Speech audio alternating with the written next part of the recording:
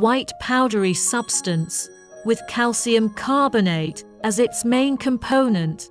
It has a very wide range of applications, most commonly in the construction industry, which is industrial calcium carbonate.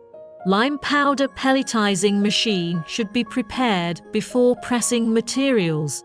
The blast furnace production of lime powder industry needs concentrate, and the pelletizing production of lime powder pelletizing machine also needs concentrate.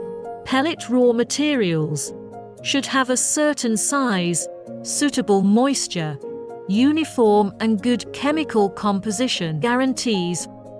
All these are important guarantees for the production of lime powder pellets.